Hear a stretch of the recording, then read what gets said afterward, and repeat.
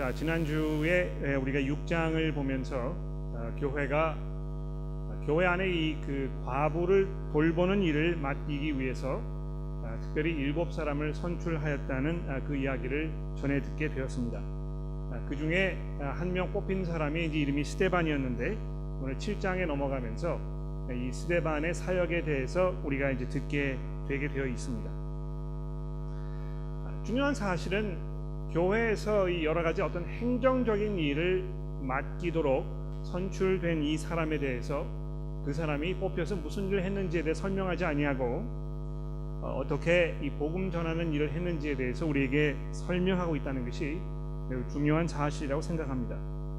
또 우리가 다음 주에 보게 되겠습니다만 그 당시에 뽑혔던 7명 중에 또 다른 한 사람이었던 이 빌립이라는 사람에 대해서도 그 빌립이 어떤 행정적인 일을 맡았는지에 대해서 별로 그렇게 설명하지 아니하고 오히려 복음 전하는 일을 어떻게 어디서 했는지에 대해서 누가 우리에게 설명하고 있다는 것입니다.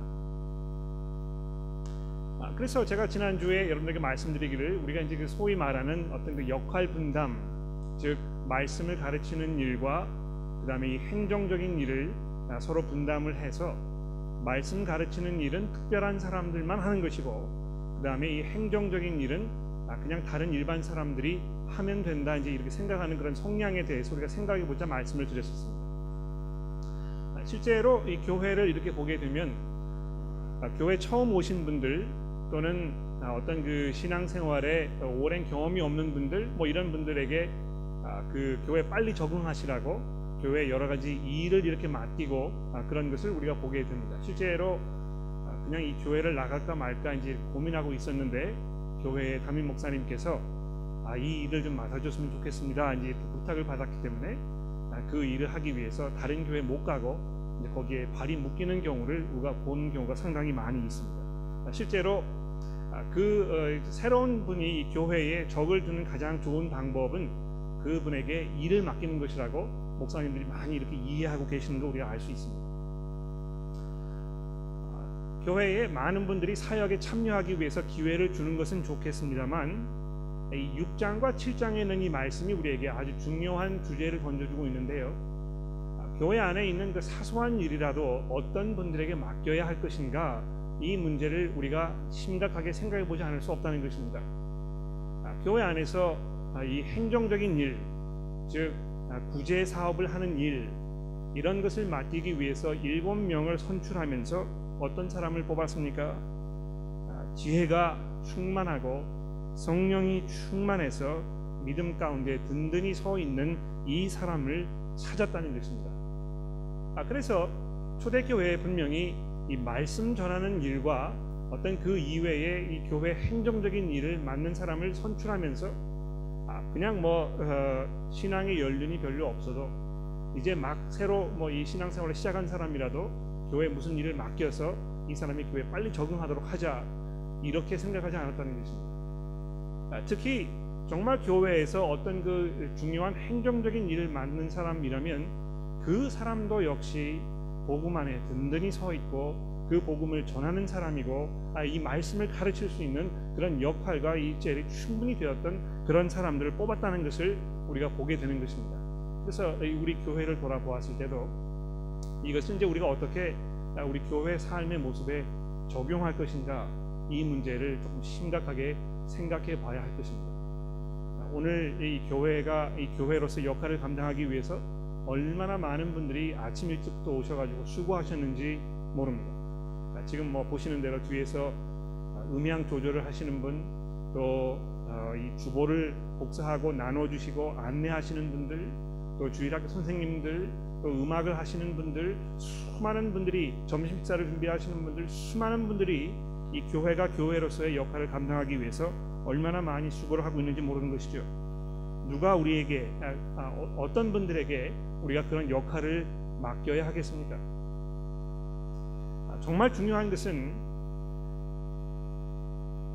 교회에서 무슨 일을 하든지 간에 그것은 곧 복음 사역을 하는 것입니다. 그렇지 않습니까? 하나님의 말씀이 선포될 수 있도록 함께 협력하는 것입니다.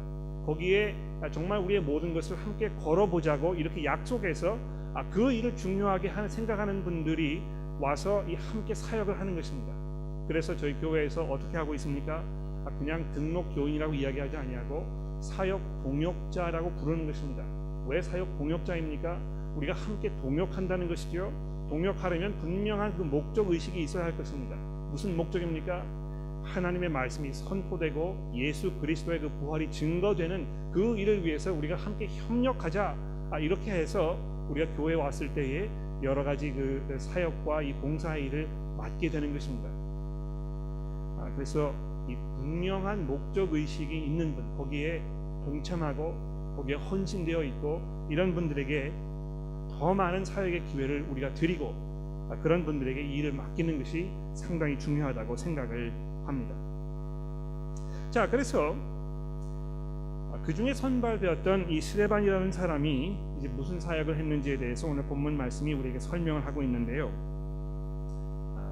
우리 임성원 교우님 굉장히 긴 본문 말씀을 읽으시면서 수고를 많이 하셨습니다. 아마 입이 많이 마르셨을 거예요. 아마 교회에서 이렇게 많이 성경 봉독을 하는 일이 흔치 않을 텐데 여러분도 성경 봉독을 하면서 이게 언제 끝나나 그런 마음을 가지고 계셨는지 모르겠습니다. 제가 그 설교를 준비하면서 이 장장 50절이 넘어가는 이 본문 말씀을 한 절 한 절씩 여러분에게 다 설명을 드리면 아마 날이 새도 모자르지 않을까 이렇게 생각이 돼서 그렇게 하지 아니하고 이 중요한 메시지, 중심 메시지를 정리를 해서 여러분에게 말씀을 드려보도록 그렇게 하겠습니다. 제가 오늘 설교를 이 성령을 거스르는 삶이라고 잡아보았는데요. 오늘 본문 말씀 51절에 보시면 스데반이 유대 공회에서 자신을 변론하면서 이 아주 장렬한 그런 설교를 하고 있지 않습니까? 그 설교를 하면서 51절에 갔을 때에 이 설교의 이제 결론 부분에 도달하는 것입니다. 그 결론이 어떤 결론입니까? 51절을 보겠습니다. 목이 곧고 마음과 귀에 할례를 받지 못한 사람들아, 너희가 항상 성령을 거스려 너희 조상과 같이 너희도 하는도다. 너희 조상들은 선지자 중에 누구를 핍박하지 아니하였느냐? 의인이 오시라고 예고한 자들을 저희가 죽였고 이제 너희는 그 의인을 잡아준 자요 살인한 자가 되나니 너희가 천사에 전한 율법을 받고도 지키지 아니하였도다. 이렇게 하면서 이 설교의 결론을 맺고 있는 것입니다. 너희가 항상 성령을 거역하는도다. 아마 이것만큼 심한 그런 말은 없을 것입니다. 사도 바울이 에베소 교회에 말씀을 하면서 이렇게 이야기하셨습니다. 무릇 더러운 말은 너희 입에 내지도 말고 오직 덕을 세우는데 사용되는 대로 선한 말을 하여 듣는 자에게 은혜를 끼치게 하라. 그래서 교회 안에서 서로 이 관계하고 대화를 나눌 때에 어떤 모습으로 어떤 그 내용의 대화를 나눠야 되는지에 대해서 사도 바울이 부탁을 하고 있습니다만 오늘 스데반이 이 공회 앞에서 던지는 이 설교의 말씀은 특별한 예외가 아닌가 생각을 합니다. 이 말씀을 들어보게 되면 우선 먼저 성경의 다른 부분이 한 군데 생각이 나실 것입니다. 어떤 부분입니까? 예수님께서도 이 성령을 거스르는 일에 대해서 이미 말씀을 하셨거든요. 생각나십니까? 이 마가복음 3장 말씀에 보시게 되면 예수님께서 거기 예수님 사역하시다가 거기에 모여있던 사람들에게 이렇게 말씀을 하셨습니다. 내가 진실로 너희에게 이르노니 사람의 모든 죄와 무릇 회방하는 회방은 사하심을 얻되 누구든지 성령을 회방하는 자는 사하심을 영원히 얻지 못하고 영원한 죄에 처하느니라 하시니 이렇게 되어 있습니다. 예수님 사역을 방해하고 부딪히고 예수님 핍박하던 이런 사람들 앞에 예수님께서 말씀하시기를 너희가 모든 죄를 범해도 그게 다 사해야 되지만 성령을 범하는 것은 회방하는 것만은 용서받지 못할 것이라고 말씀하셨다는 것입니다. 아마 그 스데반이 이 설교를 하면서 예수님께서 하셨던 이 말씀을 기억하면서 이거 하지 않았나 모르겠습니다. 도대체 이 용서받지 못할 죄가 무엇이길래 이렇게 혹독하게 말씀을 하고 있는 것일까요? 예수님 당시에 예수님 그 앞에 있던 그 사람들과 지금 이 유대 공회 사람들의 그 모습 속에 어떤 공통점이 있었길래 이 성령 회방하는 일에 대해서 이렇게 혹독하게 말씀을 하고 있는 것입니까? 자, 그것을 우리가 좀 파악하기 위해서 이제 조금 자세히 그 말씀을 살펴보도록 합시다. 간단하게 이제 그 설교 전체 내용을 제가 좀 정리를 해서 말씀을 드려보겠는데요. 이 51절과 52절의 결론 부분을 우리가 염두에 두면서 그 내용을 살펴보자는 것입니다. 기본적으로 무슨 내용을 말씀하고 있는 것입니까? 이 장로들과 서기관들이 그 당시에 어떤 일을 한 것입니까? 52절에 보십시오. 의인이 오시리라고 예고한 자들을 너희가 죽였고 이제 너희는 그 의인을 잡아서 준 자여 살인한 자가 되었다, 이렇게 얘기하는 것입니다. 그러면서 53절에 너희가 천사의 전한 율법을 바꿔도 지키지 아니하였도다. 즉 다시 말해서 하나님께서 그 오랫동안 선지자들을 보내셔서 하신 말씀을 너희들이 도무지 듣지도 않고 이해하려고 하지도 않고 있다가 그 말씀의 성취자이신 이 예수 그리스도께서 오셨을 때에 너희가 그분이 누구인지 알아보지도 아니하고 알려고 하지도 않다가 결국 십자가에 못 박혀 죽은 것이 아니냐, 이렇게 지금 몰아세우고 있는 것입니다. 그런데 거기에서 끝나지 아니하고요, 그 예수를 증거하는 사도들과 이제 스데반을 잡아다가 아주 끝장을 보려고 이 혈안이 되어 있었다는 것입니다. 즉 다시 말해서 예수께 돌아설 수 있는 그 마지막 기회를 끝까지 외면하는 그들의 그 완강함, 바로 그것을 두고 성령을 거스리고 있는 것이라고 심하게 꾸짖고 있는 것입니다. 이 사실을 설명하기 위해서 스데반이 2절부터 시작해서 50절까지 이스라엘 조상들이 지금까지 하나님과 또 하나님께서 보내셨던 이들을 어떻게 대해왔는지에 대해서 아주 구체적으로 설명을 해나가고 있습니다. 그러면서 결론적으로 그 아버지의 그 아들이라고 이렇게 얘기하고 있는 것입니다. 여러분 보십시오. 2절부터 16절에 보시게 되면 이 야곱의 아들들에 대해서 설명하고 있습니다. 여러분 하나님께서 야곱의 12아들 중에 요셉을 뽑으셔가지고 그 야곱의 집안을 살리는 그 구원자로서의 역할을 하도록 하지 않았습니까? 요셉이 애굽 땅에 내려가가지고 애굽에서 총리가 되어가지고 나중에 이 야곱의 형제들이 내려왔을 때에 이들을 구원했단 말이죠. 그런데 하나님께서 이렇게 계획하고 목적하셨던 그 사람을 이스라엘 백성들의 조상이었던 야곱의 12아들들이 어떻게 되었습니까? 그를 핍박하고 그를 이 애굽 땅에 노예로 팔아버렸다는 것입니다. 또 17절부터 43절에 보십시오. 이 모세의 사역에 대해서 아주 자세하게 설명을 하고 있는데요. 모세가 누구입니까? 애굽 땅에서 신음하고 있던 이스라엘을 구하시려고 보내신 하나님의 구원자가 아닙니까? 그런데 25절에 보십시오. 그런 모세를 이스라엘 백성들 그들이 알아보지 못한 것입니다.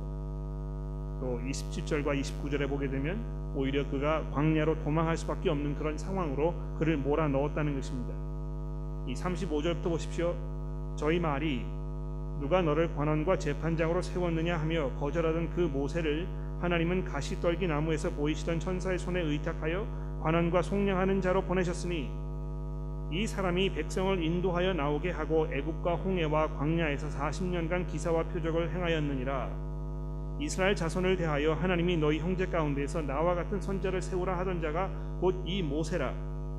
시내산에서 말하던 그 천사와 및 우리 조상들과 함께 광야 교회에 있었고 또 생명의 돌을 받아 우리에게 주던 자가 이 사람이라. 자, 그런데 어떻게 했다고요? 39절에 보십시오. 우리 조상들이 모세에게 복종하지 아니하고자 하여 거절하여 그 마음이 도리어 애굽으로 향하며. 자, 이렇게 하면서 야곱의 경우에도 그랬고 모세의 경우에도 그랬고 이스라엘 백성들이 이 하나님께서 보내셨던 그 사람들을 인정하지 아니하고 그들의 말을 듣지 아니하고 오히려 그들을 핍박하고 멸시하였던 것을 지금 설명하고 있는 것입니다. 또 44절에 넘어가 보시게 되면 이 성전을 지은 솔로몬의 경우에 대해서 이야기하고 있는데요. 하나님께서 성막을 마련해 주지 않았습니까? 그렇죠? 이것은 하나님께서 시작하셨던 그 일이라는 것입니다. 이스라엘 백성들이 지금 어떻게 하나님을 예배해야 될 것인가에 대해서 아무런 개념이 없었을 때에 하나님께서 이러이러한 방식으로 성막을 지어가지고 너희가 나를 예배하도록 해라, 이렇게 주도권을 잡으셨던 것입니다. 그런데 그 후에 어떻게 되었습니까? 다윗이 고집을 피워가지고 내가 꼭 하나님을 위해서 성전을 지어야 되겠다, 이렇게 고집했던 것입니다. 그런데 왜 그런 고집을 하게 된 것입니까? 자기 궁전을 아주 의리의리하게 지어놨다는 것이죠.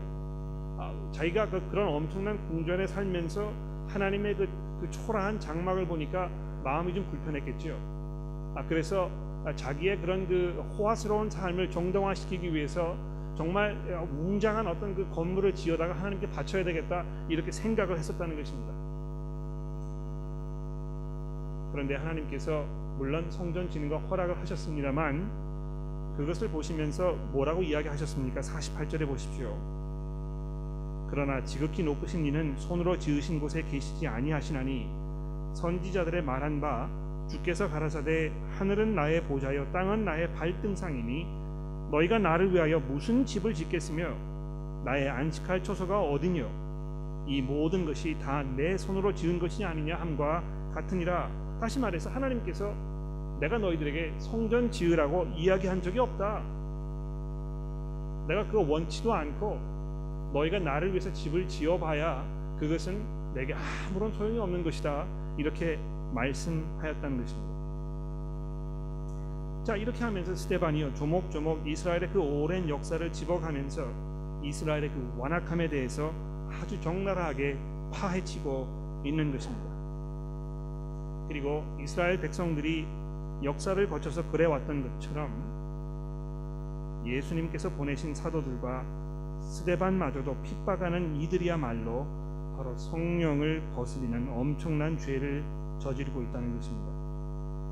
그러면 그들의 잘못이 무엇이었습니까? 첫째로, 겉으로 하나님을 예배하는 것 같았지만 속으로는 끊임없이 하나님을 거스르는 모습을 쉬지 않았습니다.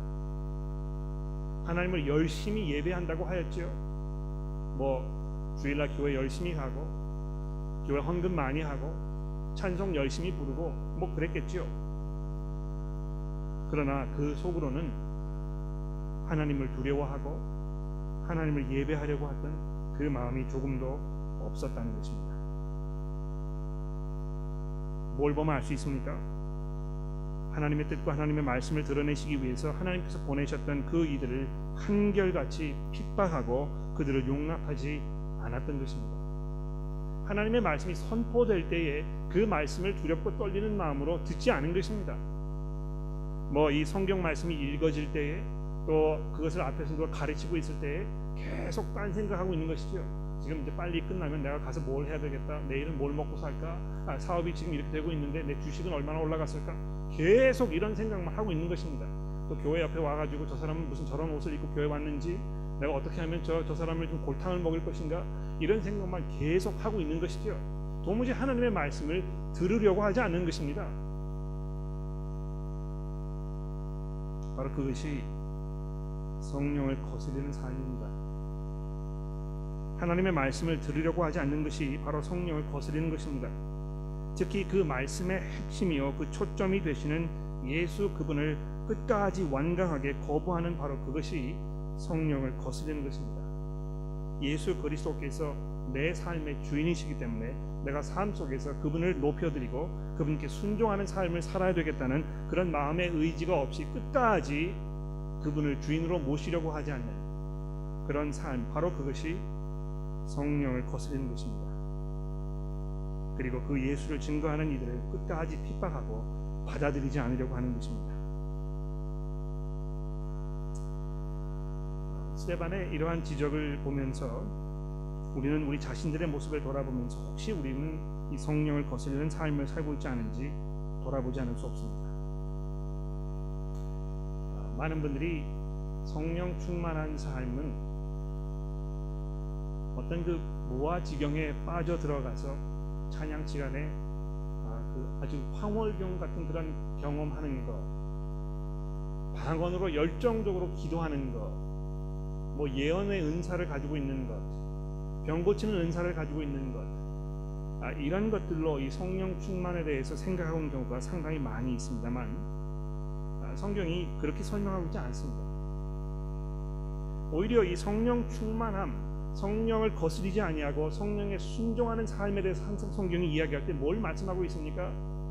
하나님의 말씀을 듣고 그 말씀이 증거하고 있는 바, 특히 이 예수 그리스도에 관해서, 그분의 그 주 되심에 관해서, 그분이 우리의 구원자이시고 우리의 주인이시라는 사실에 대해서 증거하는 것, 그래서 우리의 삶 속에 그분을 주인으로 모시는 삶을 사는 것, 이런 것과 연관해서 말씀하고 있다는 것입니다.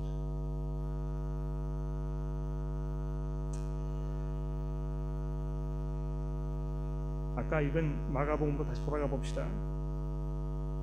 예수님께서 이렇게 얘기하지 않으셨습니까? 내가 진실로 진실로 너에게 이르노니 모든 사람의 모든 죄와 무릇 회방하는 회방은 사하심을 얻되 누구든지 성령을 회방하는 자는 사하심을 영원히 얻지 못하고 영원한 죄에 처하느니라 하시니, 자, 이렇게 하면서 30절에요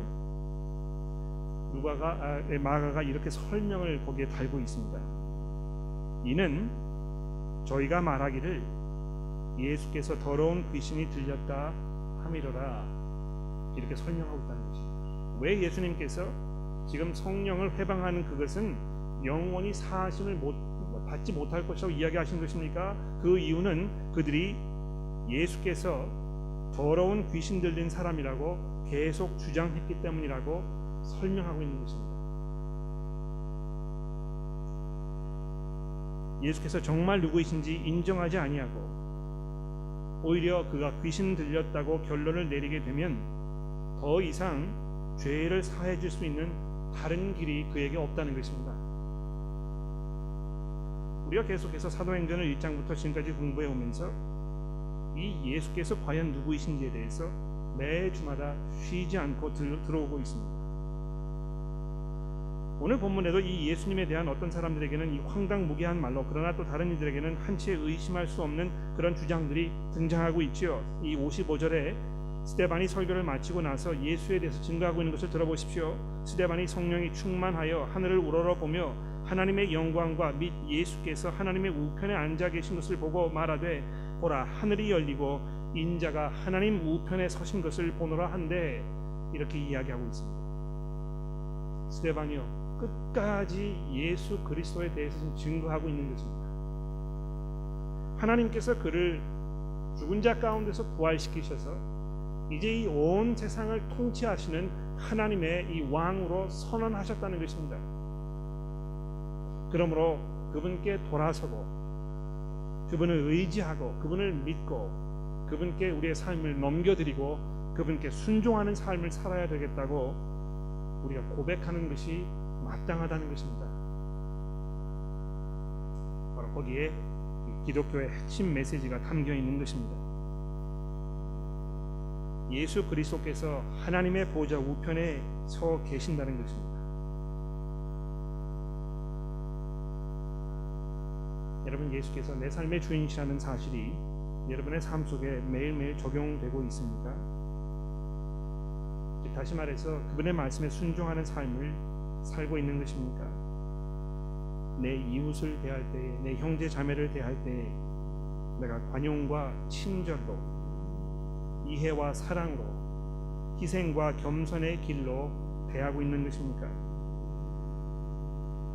아니면 이 땅에서 이 누리는 물질적인 욕심을 채우기 위해서 남을 희생시키면서 또는 그를 욕하는 삶을 살고 있는 것입니다.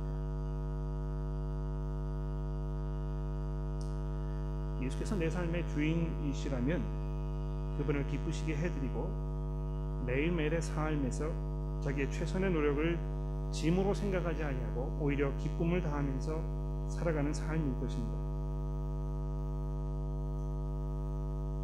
여러분도 아시다시피 지난 금요일날 스트라틀 girls 하이스쿨에서 스크립처 세미나가 있었습니다. 약 한 60여 명의 학생들이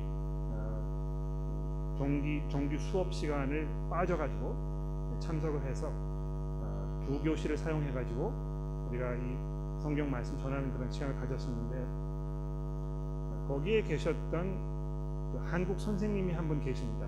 한국 학생들이 학교에 잘 적응할 수 있도록 이렇게 도와주고 이렇게 하는 그 역할을 하시는 선생님이신데 굉장히 감사하게도 그분이 그리스도인이셨습니다. 제가 이제 그분에게 연락을 드려서 우리가 이제 이러이러한 것을 하려고 하는데 선생님 한국 학생들에게 이 통신문을 좀 전해주시면 좋겠습니다. 이렇게 부탁을 드렸더니 그분이 얼마나 헌신적으로 그 일을 해주셨는지 모릅니다. 학생들이 뭐 120명가량 된다고 했던 거 기억나는데요. 그 학생들의 이름을 일일이 다 손으로 적으셔가지고 그 학생들 찾아다니면서 이러이러한 그 세미나가 있으니까 부모님에게 허락을 받아서 참석해라 이렇게 부탁을 했다는 것입니다. 그런데 그날 세미나를 하러 갔던 날 그 선생님께서 저에게 오셔가지고 뭐라고 얘기하시는지 아십니까? 저희 교회 한국 학생들 중에 교회를 다니는 학생들이 많은데요. 그 학생들이 저에게 와서 하는 이야기가 뭐냐면 부모님들이 공부 시간에 성경 공부하는 거 원치 않으신대요. 학교 가면 공부해야지 무슨 성경을 공부하느냐고 쓸데없는 생각하지 말고 그냥 공부나 잘 하라고 그렇게 얘기하셔서 내가 성경 공부하는 시간에 갈 수가 없겠습니다. 이렇게 이야기한 학생들이 상당히 많았다는 것입니다. 제가 그 이야기를 들으면서 굉장히 마음이 씁쓸했고 혹시 우리 교회에 있는 성도 여러분들도 그렇게 생각하시는 분들이 계시지 않을까 염려가 되었었습니다. 정말 예수 그리스도께서 우리의 삶의 주인이시고 그분을 우리가 인정하고 그분을 섬기는 삶이 우리 삶의 최고의 목적이라면 어떻게 해서든지 우리 자녀들에게도 성경 말씀이 선포되고 그들이 그 말씀을 생각할 수 있도록 도와주고 무엇보다도 하나님의 말씀이 그들의 삶 속에 잘 정리되는 그 기회를 놓치지 않도록 우리 부모님들이 최선의 노력을 다해야 할 것입니다.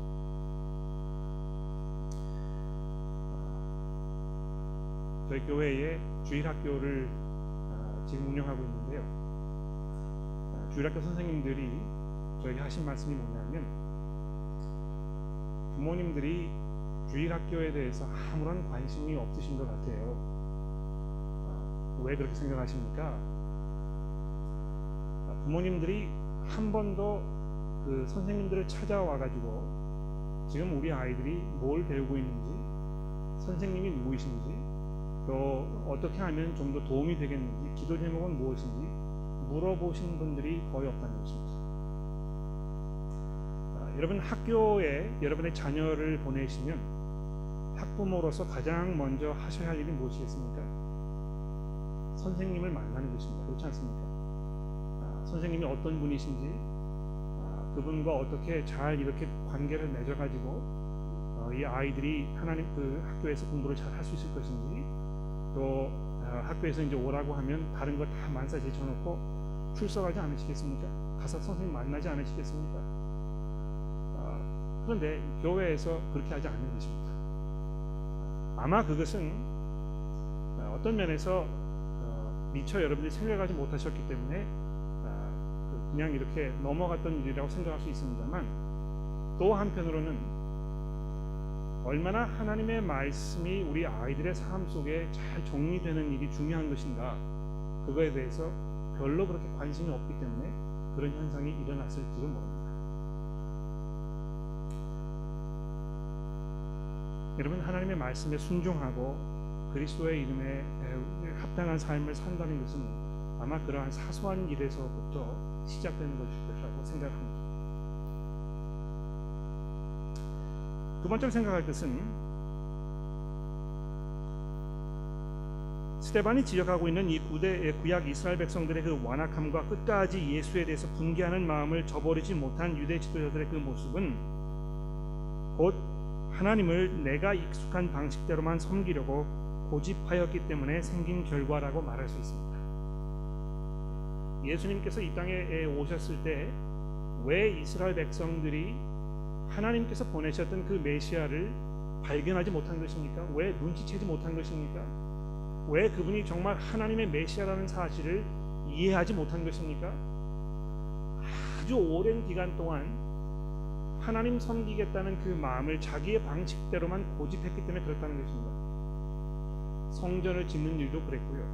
성전 짓는 다음에 거기에서 하나님께 제사를 드리는 일도 그랬습니다. 하나님께서 이스라엘 백성들의 이 예배하는 모습을 보시면서 아주 내가 질렸다 이렇게 이야기하지 않으십니까? 여러분, 그래서 우리가 우리의 신앙생활을 돌아보았을 때도 그냥 내가 익숙한 방식으로, 내가 원하는 방식으로, 내가 지금까지 해왔던 방식으로만 하나님을 예배해야 되겠다고 고집하고 있는 거 아닙니까? 정말 성경이 우리에게 이 하나님 예배하는 일에 대해서 무엇이라고 말씀하고 있는지 우리가 다시 한번 생각해보고 돌아보고 하나님 기뻐하시는 모습으로 우리가 그분 섬겨드려야 되겠다고 이렇게 마음을 다시 먹어야 되지 않겠습니까? 우리가 그것을 돌아보게 되었을 때 한 가지 분명한 사실은 무엇입니까? 여러분과 저의 삶 속에 하나님 정말 원하시는 것은 그 말씀에 순종하는 삶입니다. 그리고 마지막으로 하나님의 말씀을 신실하게 선포하는 이들의 말에 귀를 기울이십시오. 이건 제 말에 귀를 기울이라는 것이 아니고요. 하나님의 말씀이 선포될 때에 그때 그 말씀에 귀를 기울이는 것, 여러분 최선의 노력을 다하시라는 것입니다. 매일매일 성경을 읽으시는 것도 굉장히 중요합니다. 묵상하시고 기도하시고 내가 어떻게 이 말씀에 순종할 것인가 고민하시고 집에서 또 친구들과 교회에서 형제자매들과 함께 대화 나누시고 서로 격려하시는 일이 얼마나 중요한지 모릅니다. 성경 공부에 참석하셔서 여러분이 이해하셨던 것을 형제자매들과 나누고 또 내가 몰랐던 것들을 파헤치고 새롭게 깨닫게 되고 그래서 그것을 삶 속에 적용시키고 하는 이런 반복적인 훈련이 우리 삶 속에 끊임없이 있어야 할 것입니다. 그렇게 하지 아니하면 어느 시점에선가 우리도 모르게 예수 그리스도께서 우리의 구주이시고 우리 삶의 주인이시라는 사실을 증거하고 계시는 그 성령의 인도하심을 우리가 회방하는 그런 삶을 살고 있게 될지도 모른다는 것입니다. 우리가 교회로서 어떤 모습으로 오늘 하루 관계해야 할 것인가, 이제 끝나고 나서 여러분 식탁 교제를 하게 되실 텐데 그 자리에서 우리가 어떻게 서로 관계할 것인가, 아마 여기에서부터 예수 그리스도의 그 이름을 증거하는 삶의 모습이 시작될 거라고 생각합니다. 아름다운 말로, 서로 격려하는 말로 하나님의 말씀을 나누고 그것에 대해서 묵상하는 그런 아름다운 대화들이 우리 가운데 많이 있어지게 되기를 간절히 기도합니다. 기도하겠습니다.